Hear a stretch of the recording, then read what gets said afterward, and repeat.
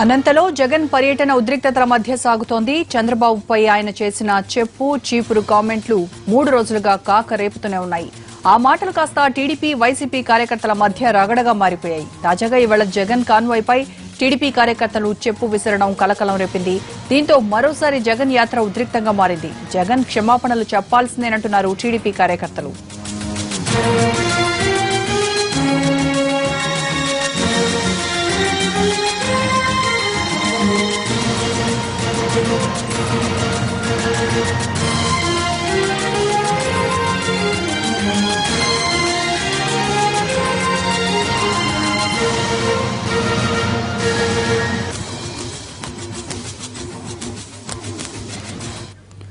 అనంతపురం పట్టణంలోని సప్తగిరి జంక్షన్లో తీవ్ర ఉద్రిక్తత నెలకొంది. టీడీపీ వైసీపీ కార్యకర్తల మధ్య ఘర్షణ చోటు చేసుకుంది. చంద్రబాబుకు జగన్ క్షమాపణ చెప్పాలంటూ టీడీపీ శ్రేణులు డిమాండ్ చేస్తున్నారు. మరిన్ని వివరాలు మా ప్రతినిధి శ్రీనివాస్ లైవ్ లో అందిస్తారు. Srinivas, over to you.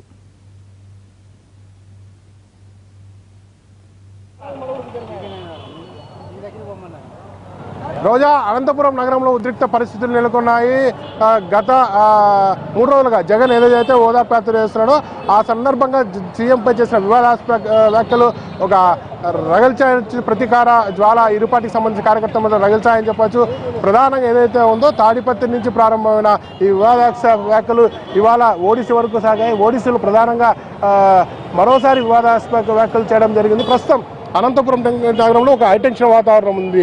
కొద్దిసేపటి క్రితం వైకాపా టీడీపీకి సంబంధించిన కార్యకర్తలు పోటాపోటీ ర్యాలీలు తలపడ్డారు. ప్రస్తుతం మనం చూస్తున్న ప్రాంతం ఏదైతే ఉందో ఈ ప్రాంతంలో జగన్ ప్రసంగించాల్సింది. అయితే దీనికి పోలీసులు అనుమతి నిరాకరించారు. పోలీస్ 30 యాక్ట్ కూడా అమల్లో ఉంది. అలాగే 144 సెక్షన్ కూడా అమల్లో ఉంది. అయినప్పటికీ పెద్ద ఎత్తున టీడీపీ వైకాపా కార్యకర్తలు ఇక్కడ చేరుకుంటున్నారు.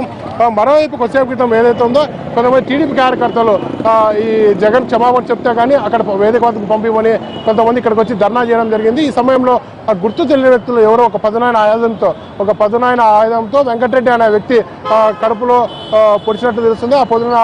ఆ పదునైన ఆయుధం బ్లేడా లేకపోతే కత్తి అనేది సమాచారం తెలియాల్సింది. ఏదైనప్పటికీ పరస్పరం దాడులు చేసుకోవడంతో వెంకటరెడ్డితో పాటు మరో టీడీపీ కార్యకర్త కూడా తీవ్రస్థంగా గాయపడినట్టు తెలుస్తుంది. వారిద్దరిని కొద్దిసేపు క్రితమే అనంతపురం ఆసుపత్రికి తరలించాలని చెప్తారు. ఏదైనప్పటికీ అనంతపురం నగరంలో ఒక హైటెన్షన్ వాతావరణం ఉంది. ప్రస్తుతం ఈ ఘటన జరగడంతో పోలీసులు ఇక్కడ ఈ పరిస్థితి సర్కిల్లో ఉన్న దుకాణాలు కూడా మూయించారు. చూడొచ్చు, పోలీసులు మొత్తం ఆ రోడ్లపై ఉన్న జనాలను తరిమివేస్తున్నారు. రోడ్లపైన గుంపులుగా ఉన్న వాళ్ళని చెల్లాచెదురు చేస్తున్న పరిస్థితి ఉంది. ఏదైనప్పటికీ జగన్ వివాదాస్పద వ్యాఖ్యలతో ఒక్కసారిగా అనంతపురం లో హైటెన్షన్ వాతావరణం నెలకొని చెప్పొచ్చు.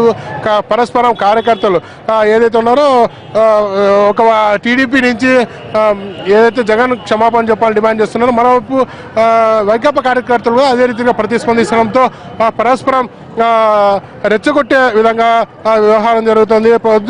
ఈరోజు ఉదయం చూస్తే ఓడిసీలో ఏదైతే ఉందో టీడీపీ కార్యకర్తలు వస్తున్న వాహనం పైన వైకాపా కార్యకర్తలు రాళ్ళు రువ్వడంతో దాదాపు 3 ఆటోలు ధ్వంసమైన పరిస్థితి ఉంది. అలాగే ఆ ఉద్రిక్త పరిస్థితుల్లో పోలీసులు కంట్రోల్ తెచ్చుకునే లోపల ఇవాళ సాయంకాలం అనంతపురంలో జగన్ పర్యటించాల్సింది. ఏదైనప్పటికీ అనంతపురంలో ఒక హైటెన్షన్ వాతావరణం నెలకొంది. మనం చూస్తున్న విజువల్స్లో చూపిస్తున్న వేదిక వద్దకు జగన్ మరి కొద్దిసేపట్లో ఇక్కడ రానున్నారు. ప్రస్తుతం జగన్ ముదుగుప్ప దాటి బత్తలపల్లి మీదుగా ఎస్కే యూనివర్సిటీ మీదుగా ఇక్కడికి చేరుకుంటాడు. ఇక్కడ రోడ్ షో నిర్వహిస్తాడు. ప్రజాస్వామ్య పరిరక్షణ పేరుతో జగన్ ఇక్కడ సభ నిర్వహించున్నాడు. గత కొన్ని రోజులుగా ఏదైతే ఉందో కార్యకర్తల పైన జరుగుతున్న దాడులకు నిరసనగానే ఇక్కడ జగన్ సభ పెట్టినట్లు వైకాపా కార్యకర్తలు చెప్తున్నారు. ఏదేమైనప్పటికీ మరి కొద్దిసేపట్లో ఈ సభ ప్రారంభ కానున్న సమయంలో ఈ ఘటన చోటు చేసుకోవడంతో టీడీపీ శ్రేణుల నుంచి ఎలాంటి నిరసనలు వ్యక్తమవుతాయని పోలీసులు ఒక హైటెన్షన్ వాతావరణంలో ఉన్నారు. ఇప్పటికే భారీ ఎత్తున పోలీసులు ఇక్కడికి చేరుకుంటున్న వేదిక ప్రాంగణం వద్దకు. అలాగే ఇటువైపు వైకాపా అలాగే టీడీపీ కార్యకర్తలు కూడా ఒక రహస్య సమావేశం ఏర్పాటు చేసుకున్నట్టు తెలుస్తుంది. ఈ పరస్పరం జరుగుతున్న గొడవల కారణంగా ఎలాంటి ఉద్రిక్త పరిస్థితులు నెలకొంటాయన్న హైటెన్షన్ వాతావరణం అనంతపురం నగరంలో ఉంది. రోజా. రైట్, శ్రీనివాస్. అంతకుముందు అనంత భరోసా యాత్రలో జగన్ మరోసారి వివాదాస్పద వ్యాఖ్యలు చేశారు. చెప్పులతో కొట్టండంటే టీడీపీ నేతలు ఫీల్ అవుతున్నారన్న జగన్ చీపులతో కొడితే ఓకేనా అని ప్రశ్నించారు. చంద్రబాబు పాలనపై మండిపడ్డారు.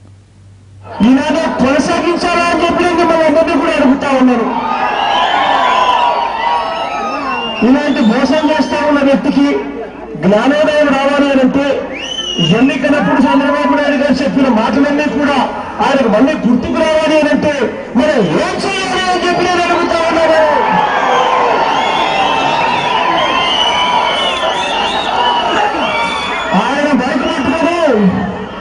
ఆయన బైక్ పట్టుకున్నప్పుడల్లా మన అసంతృప్తిని తెలియజేస్తున్నప్పుడే చంద్రబాబు నాయుడు గారికి అర్థమవుతుంది. చంద్రబాబు నాయుడు గారికి చెప్పులు చూపించడం